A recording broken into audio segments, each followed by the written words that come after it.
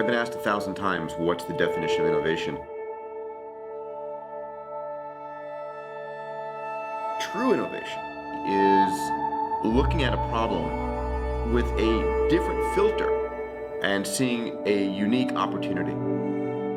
Solving the problem through some means that no one had thought of before. Learning to compute using silicon when you've been using vacuum tubes. Something that people think is crazy. That's what's exciting. And how you make that happen is truly the challenge.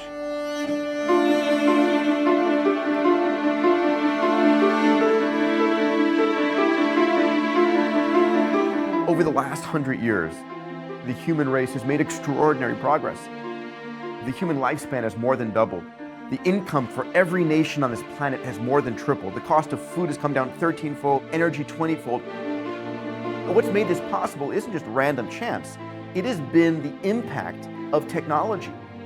And guess what? Technology isn't slowing down, it's accelerating. The rate at which the technology is getting faster is itself getting faster. And riding on this exponential growth are a set of extraordinarily powerful technologies. Ultimately, everything we care about, energy, the environment, health, disease, poverty, all of these areas are going to be transformed by this exponential growth of information technology. In the next few decades, next 20 or 30 years, we truly have the ability to transform the human race into something far beyond our conceptions of what is possible. This is the reason I wanted to create an institution. We are announcing here at Singularity University To create a place that empowered people with the most powerful technologies in the world and gave them a holistic view of how they could use these technologies to impact the world.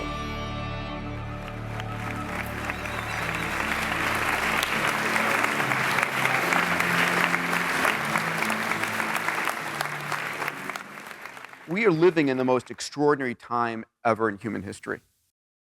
You have the ability as individuals and as small teams to literally do what only governments and large corporations could have done in decades past. What you do with that opportunity is up to you.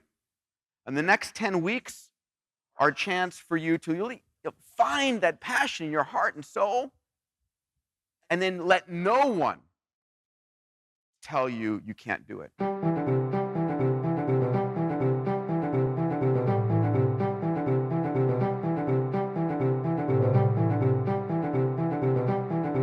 Ultimately, SU is a huge social experiment. It's very rare you start new universities, and to start one like this, would it work? What happens when you put the most brilliant people in the world together with the most powerful technologies? Hopefully, something amazing. We're off and running.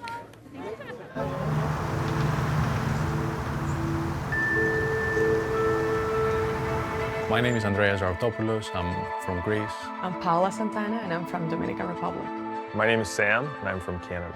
I'm an engineer and entrepreneur. My name's Jessica Scorpio. I'm Canadian. Before coming to SU, I worked for the Prime Minister of Canada.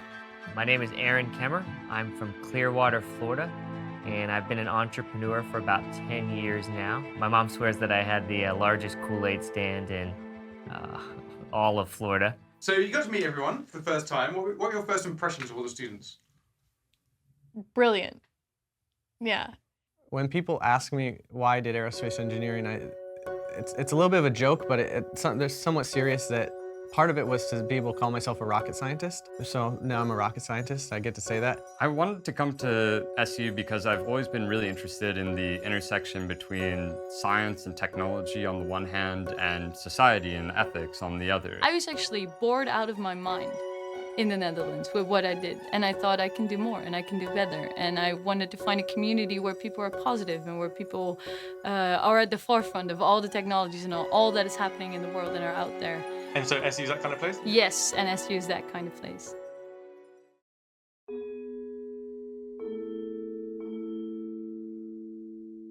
How many folks here came to this program with the intention to either start a company or be part of a new startup? If you could raise your hand.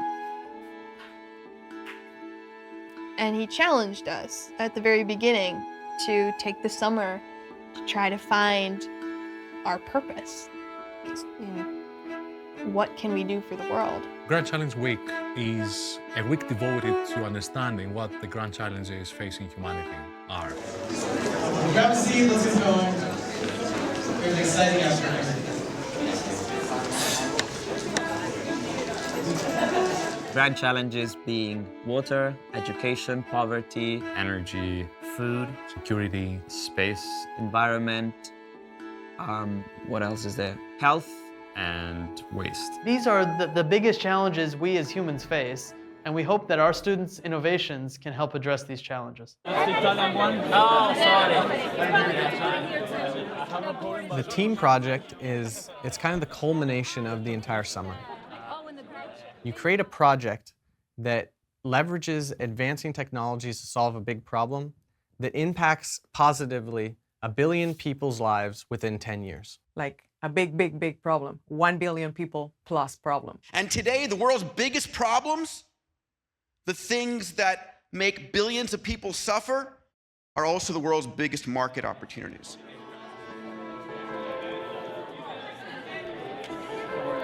We set out such a grand goal, such a big expectation. Are they going to touch the lives of even one person, let alone 1 billion people? Yeah, I mean, it's not a small amount of pressure. Solve hunger, healthcare, education, water, energy. We're measuring our progress by the impact of these companies. If they all fail and SU is nothing more than just a small educational program, then we missed our mark. I'm an optimist. I believe we're going to get there, but there are no guarantees.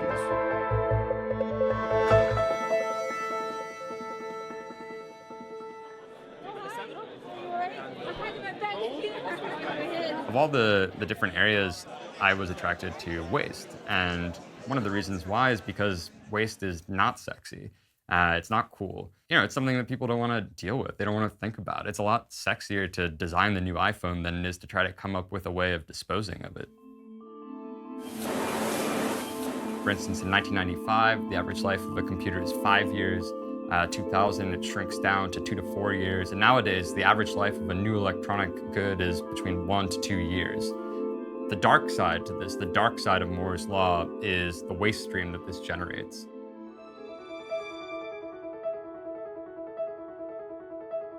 Electronic waste is a huge issue, a huge humanitarian issue, a huge environmental issue, and a huge social issue. At present, in the United States, we collect less than 20% of electronic waste that gets generated by consumers. In 2009, there were 15.7 tons of copper produced from all the mines in the world. That same year, we threw away 6 million tons of copper in electronic waste. Of the 20% that is collected, it's estimated that up to 80% gets shipped abroad to developing countries where it undergoes informal recycling. Informal recycling takes place in places like Guiyu, China. And there you have elderly people and children trying to leach out gold using cyanide or to try to smelt the copper using open burning. As a result, Guiyu, China has the highest level of dioxins ever recorded. And according to the United Nations, it's the second most polluted site in the world, the first most polluted site being an abandoned nuclear reactor in Russia. The idea behind Biomine is to try to transform this waste into a resource. To put it in perspective, if we look at commercial-grade gold ore, it will contain anywhere between 2 to 4 grams of gold per ton. By contrast, a ton of old cell phones will contain anywhere between 400 to 600 grams of gold per ton. So you literally have 2 orders of magnitude more gold contained within cell phones, and the same is true for copper, palladium, as well as silver. So the goal of our company is to transform the waste of today into a valuable resource for tomorrow.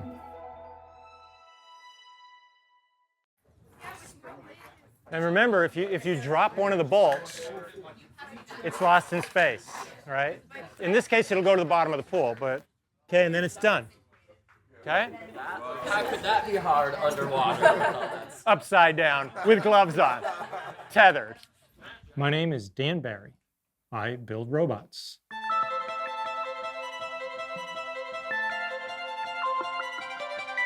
I'm Neil Jacobstein. I'm co-chair of AI and robotics at Singularity University.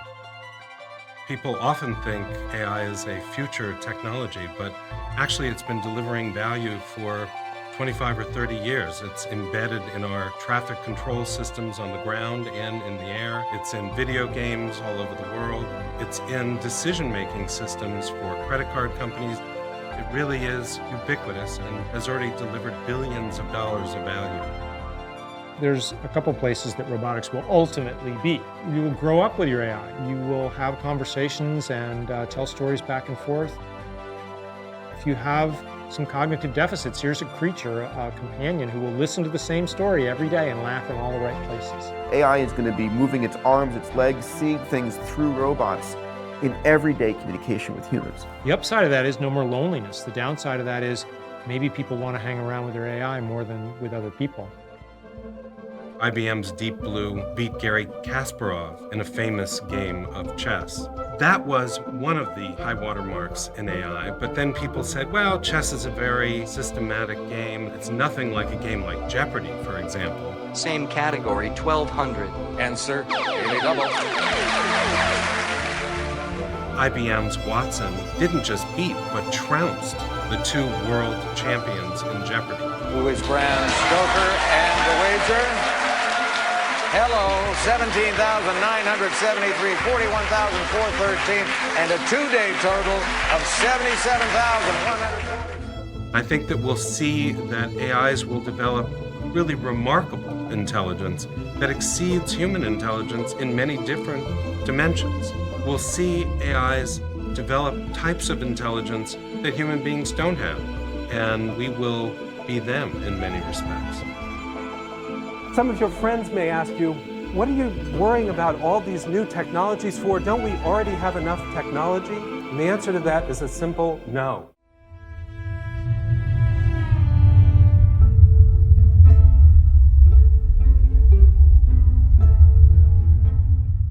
I felt the pressure to do something great. You said you wanted to change the world. You said you were interested in technology. With what you have today, what can you come up with? And give me your best shot.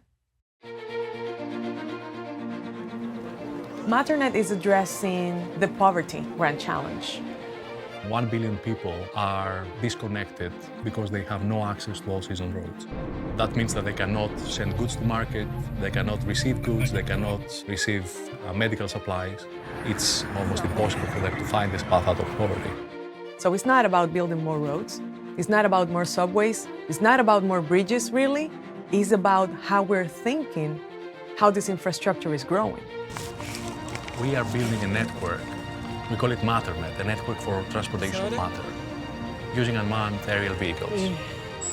These vehicles fly autonomously.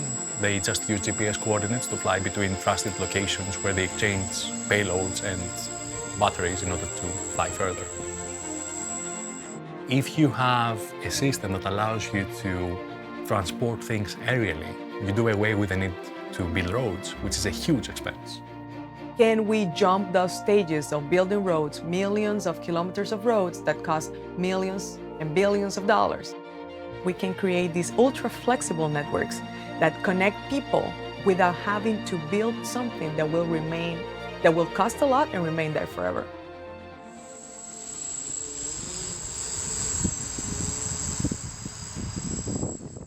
I'm going to be starting over the course of summer to share with you lessons I've learned in pulling off what other people call impossible.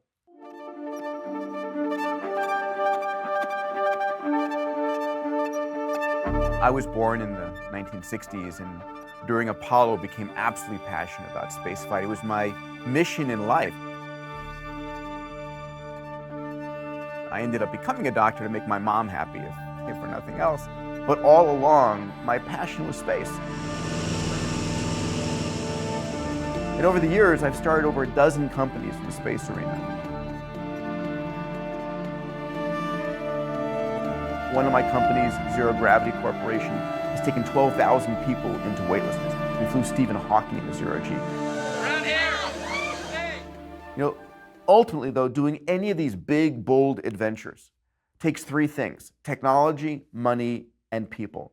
And technology is marching along, it's driving, it's exponentially growing. There is plenty of money around the world. But getting access to the right people is always the hardest thing. All my life, I have loved pulling together communities of people who share a common ethos to do great things. And SU for me was my next step. It was, creating the place that I would want to live my life with, the community that I would want to be with a mindset that says anything is possible. It's a big, bold idea, but ultimately, that's the place I want to be living. That's the place I want to be spending my time. And this was my shot. And if it doesn't work? And if it doesn't work, I would be very upset. I'd be, if it doesn't. I came to Singularity University with the specific interest of starting a space company. That's when I met, my co-founder, Jason Dunn, who also had the same interest, and I really think that's why we hit it off so well, and why we were able to, create something, is because we both had that passion to create something that would affect the space industry.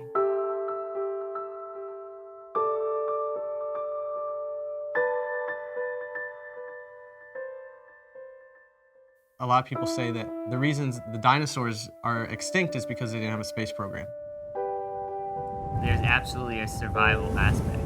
We have more and more ways to blow ourselves up and kill ourselves. The more that we're limited to, Earth, the less likely we have a chance of even surviving as a species. If we can colonize other worlds, build colonies in space, we're basically just backing up, building redundancy, making sure that our species stays around. I think that by nature we want to explore everything that there is to explore. Those things that just make us curious. And space is that next frontier.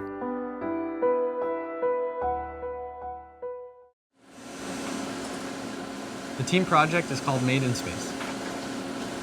The idea is that we bring 3D printers to space, and we bring manufacturing to space with it. So there's many reasons why you'd want to build in space. One of the reasons is independence from Earth. Imagine if everything that you need today you had to go get from London or Australia. That's very similar to how it applies to space. So emergencies happen. A big one is Apollo 13, where they had to put a round filter into a square hole to make sure the astronauts got enough oxygen and not too much carbon dioxide. And they had to mock together a real big solution.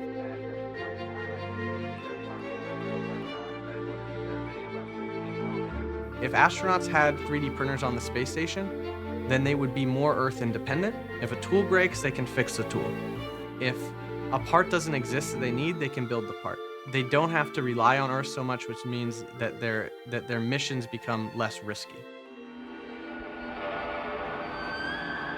The challenge itself it's daunting.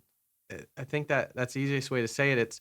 It's daunting, but at the same time, it's really, really exciting. The idea that what you're doing has the potential to impact 1 billion people positively, once you decide to do that, and once you wrap your head around that you can live that life, solving big problems like that, it's hard to turn back.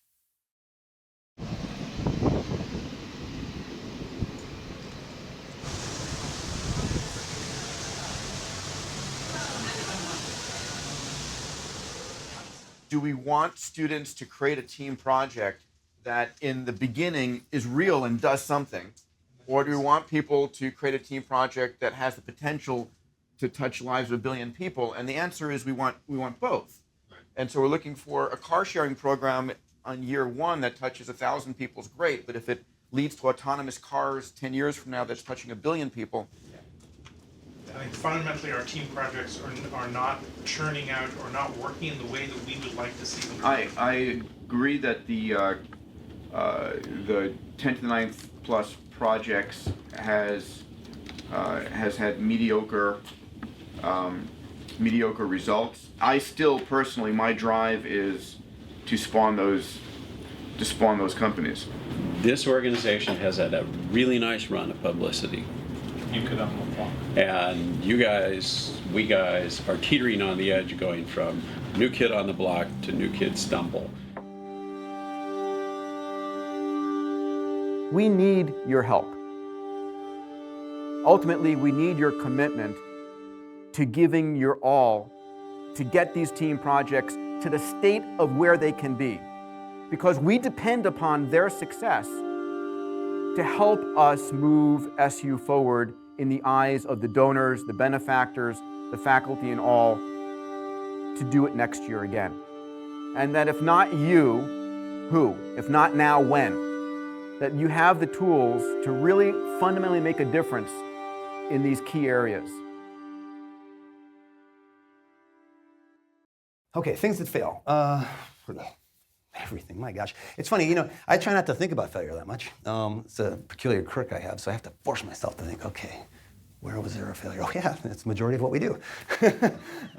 Probably the biggest single thing that's good about Silicon Valley is its love for failure. Here, if you haven't failed, if you only had successes, people will look at you skeptically like, oh, that means you never done anything interesting.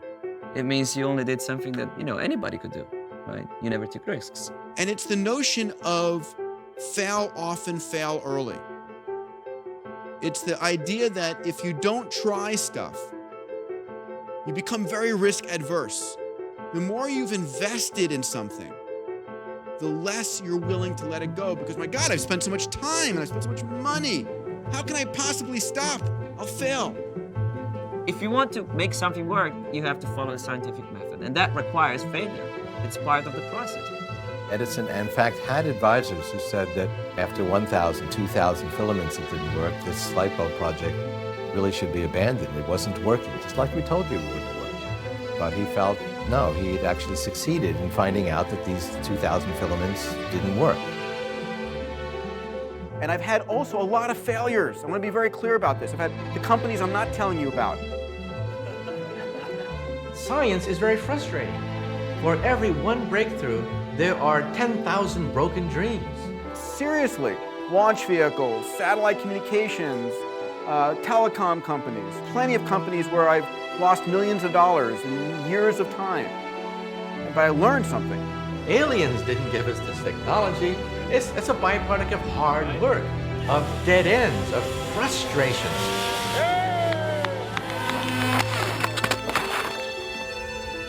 Well, that didn't work too well. But after the frustrations are cleared out, we see the clear road to the future, and we say to ourselves, I helped to create this future.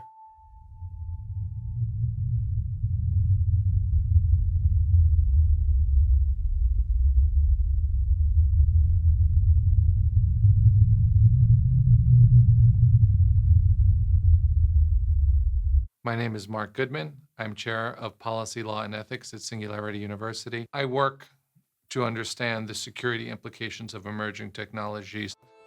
For every bit of technology that get introduced, there's potential upsides and there's potential downsides. We're seeing more and more robots that are being armed. There are 12,000 ground-based systems, robotic systems in Iraq and Afghanistan that have got guns. Who thinks it's a good idea to give a robot a gun? I'm quite concerned about the idea of putting weapons on autonomous vehicles and then providing those vehicles with the authority to decide when and whom to shoot. How we keep that under control and how we manage that is an open question right now. Synthetic biology has the opportunity to be highly disruptive. It can create abundant fuels. We can have biofuels such that we're no longer required to rely upon petroleum. What's interesting about synthetic biology is that since 2008, SynBio has been proceeding at a pace 3 to 5 to 10 times Moore's Law, which means that the rapid development in synthetic biology as an avocation and as a profession may not take 30 years as it did with the personal computer, but it might only take 10. What that means is that many more people will be playing with biology. They'll try to produce fish that glow in the dark. They will try to produce cancer treatments. They'll try to produce things that are half horse, half elephant. I mean, who knows what they're going to do. In the future, even a high school kid may be able to get a contraption, simply type the letters of the alphabet, A, T, C, G, in different order, and create a designer virus. No innovation is risk-free. But I think we do have to be concerned about the innovations where the potential downside could be not limited, but almost global.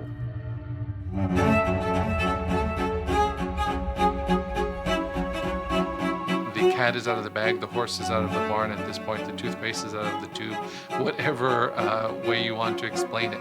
We're not going to pull back, we're not going to stop the technological innovation. No, we can't stop innovation even if we wanted to. If Einstein knew what E equal mc squared would result in, the atomic blasts, would he have had the inkling of the idea and just stopped even developing it further? I don't think he could have.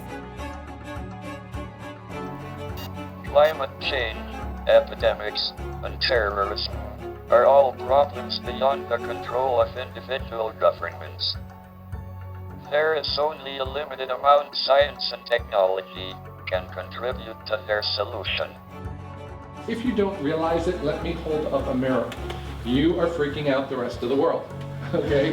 They don't understand or know what you're doing. It's really important that you understand that you make people uncomfortable. Does that mean you should stop doing what you're doing? Absolutely not. Charge on, charge rage on. And you can take solace, you can take comfort in the fact that knowing people like Galileo and Charles Darwin and others that had great scientific breakthroughs of their time faced similar forms of discrimination from the institutions of power in their day. That's the mission. That's, if you would, hopefully the takeaway, that you can, and let no one tell you you cannot. These 9 weeks that you've had, if nothing else, is perhaps a small glimmer of insight of if you're allowed to dream in a community of people who are dreamers and ultimately doers, that there is nothing impossible. We all ready? Yes. You guys excited? All right, let's go party.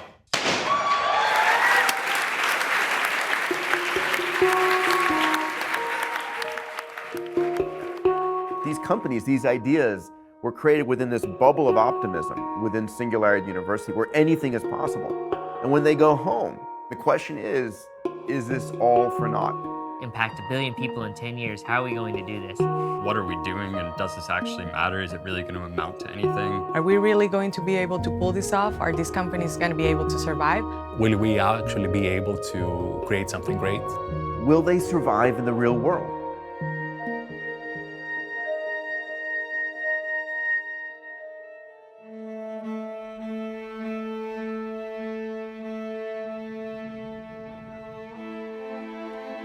Since leaving SU, we created the company. We took it out in the field for our first trials of MatterNet in the Dominican Republic and Haiti.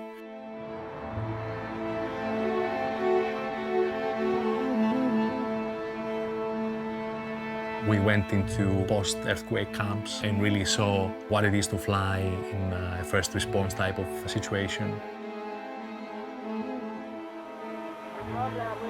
We really wanted to see technology working at the place where it could be used and see what problems would emerge there. The whole experience really informed our thinking tremendously.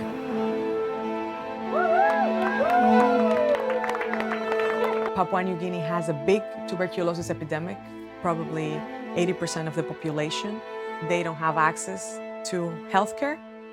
So Doctors Without Borders called us and said, can you help? Because we have this big emergency in the country and the government has called us. That is priceless. Like, yeah, it's life-changing.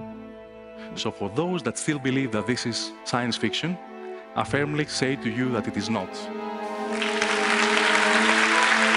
The Prime Minister of Bhutan found us after watching our TED Talk. We worked in Bhutan with the Ministry of Health and World Health Organization. They have a big telemedicine project connecting rural clinics with hospital labs. And the next step after having this telemedicine project is to say, okay, I will send you a medicine. And that bit was, missing. One of these first flights was launched by the Prime Minister himself.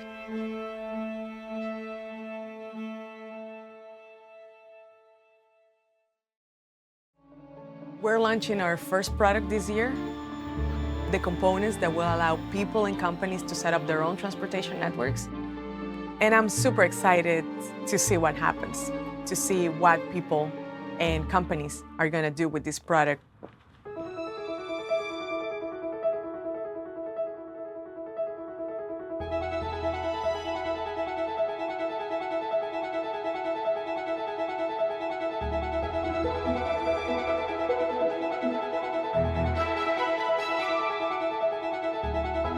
This is a big deal. It's very bright. The future of modern is very bright.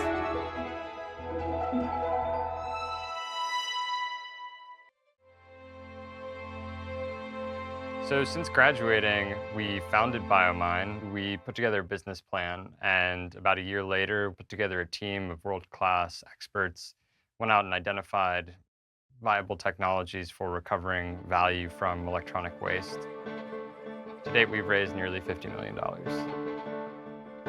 And that financing allowed us to really put together the engineering plans to build our first facility in the United States, which will be the first facility of its kind in North America to recover value from electronic waste.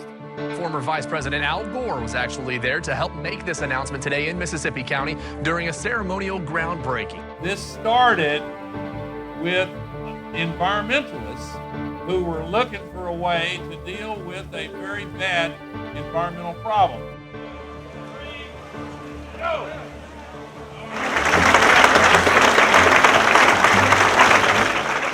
My personal hope for the company is that we're able to open up a similar facility in places like Guayu, China, the places that need this the most in the world.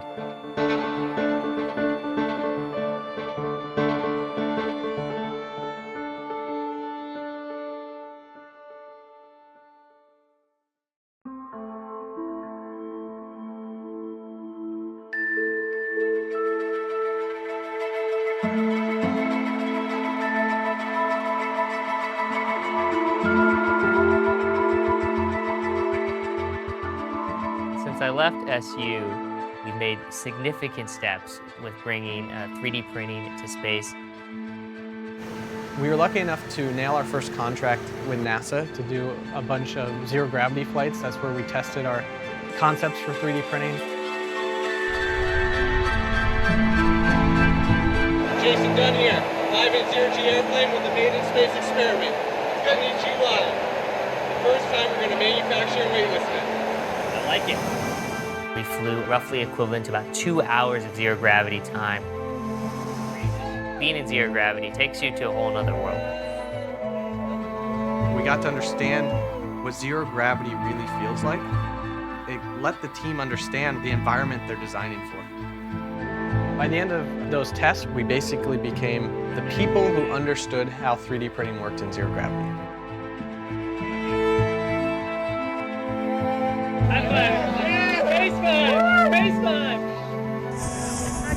That's great.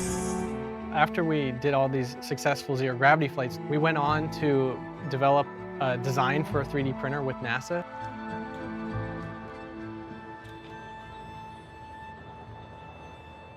This is where the magic really happens. Seriously. This is a milestone not for just made in space, not even just for America, but really for our species and for humanity. It's the milestone that's going to help push us further, and everybody here has been, really helped make that happen. We were down in Cape Canaveral with SpaceX 4, where our printer was strapped to the top of a rocket, being launched to the International Space Station. Oh! Dude, look at that! Dude, look at that!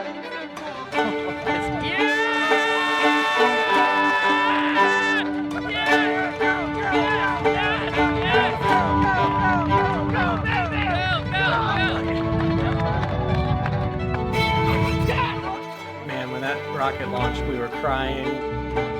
On the ground, in the air, 3D print everywhere!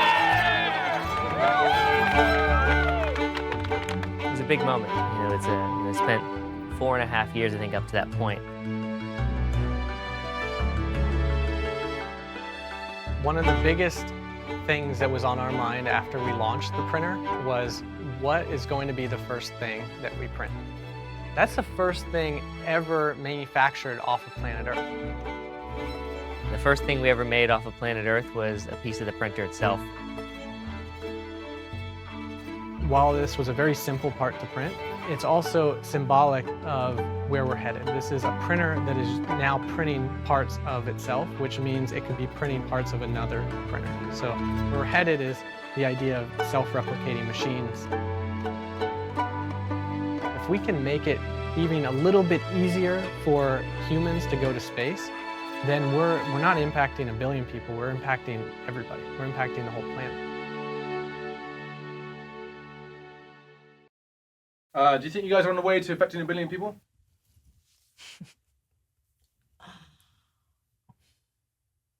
We are on the road to impact 1 billion people. It's definitely a really big goal. I think it can be feasible. But I think also it depends on, how you're measuring the success of SU. I think SU has already proved that it's working. What you find here are companies that are taking huge risk. They don't see much, sometimes much potential in the near term, because everybody here is focused on how do you change the world, how do you do something that across the rest of your life has a giant impact. I think that if SU can change the conversation and can draw people away from, these sort of short-term goals and into this more long-term thinking, then I think it's succeeded in its mission. The fact that Singularity University has given this opportunity to people like me that were hungry for changing the world, for doing things differently, for thinking differently, this in itself is a big success, I think.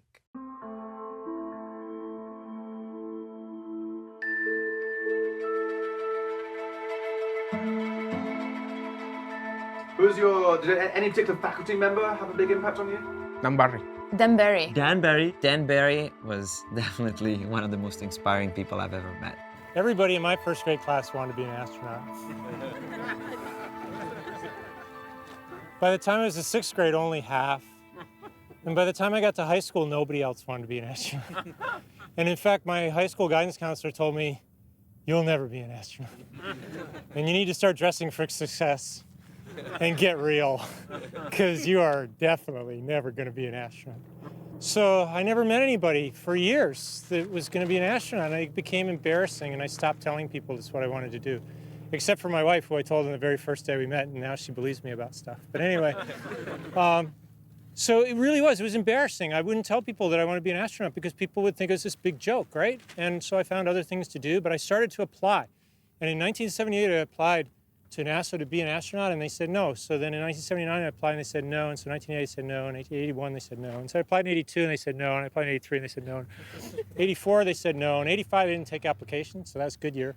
And 86, they said no. And 87, they said no. Well, by 88, I was an assistant professor, and I was already embarrassed to tell people I was applying. And now you have to go to your department chairman and say, I want to apply to be an astronaut, and I need your recommendation, sir. And of course, the response is, what?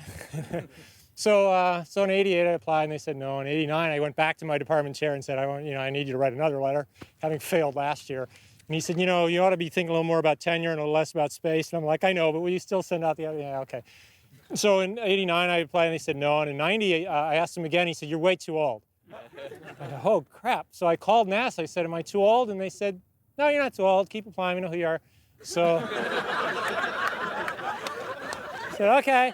So I applied in 1990, and they said no. And then I went back. I went to the department chair in 91. I said, well, I'm going to do this again. He said, well, at least you got tenure, but I still think this is stupid, and you're really too old. And so anyway, I applied in 91. They said no.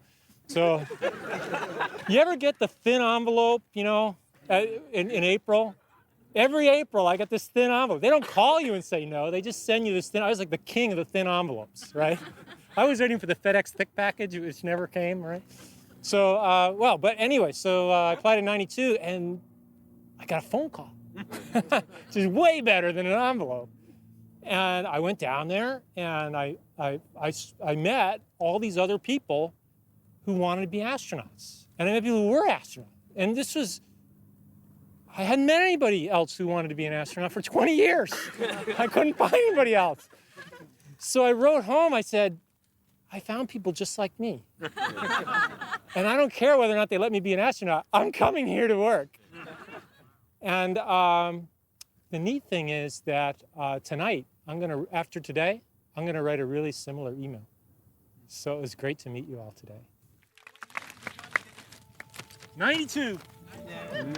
Booster ignition and liftoff of Endeavour in pursuit of a Japanese satellite. You know, people say, were you scared on the pad? I really wasn't. The only concern I had was whether or not this adventure that I had been waiting for 40 years to do wouldn't live up to the billing.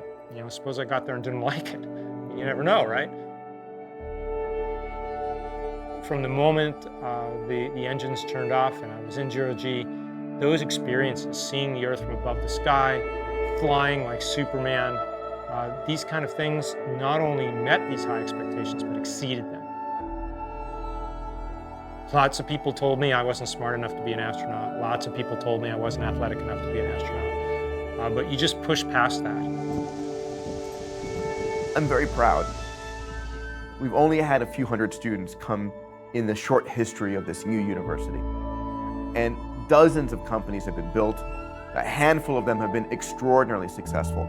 You know, over the next decade, we're going to see thousands of students and hundreds of companies impact this planet and help guarantee, enable, ensure, inspire our future. SU for life? Yeah. Yeah, I think so. It is a cult. It is absolutely a cult. Okay, we can't put that in the film. I think you should.